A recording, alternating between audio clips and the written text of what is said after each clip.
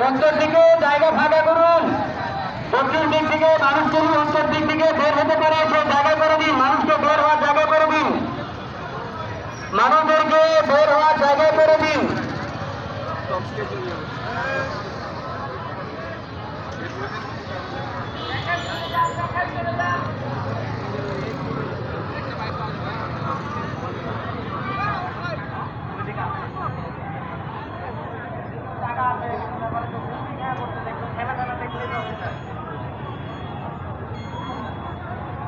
জানাজার সারা শেষ ধীরে ধীরে দেখানোর পরে তাকে দাফন করানো হবে।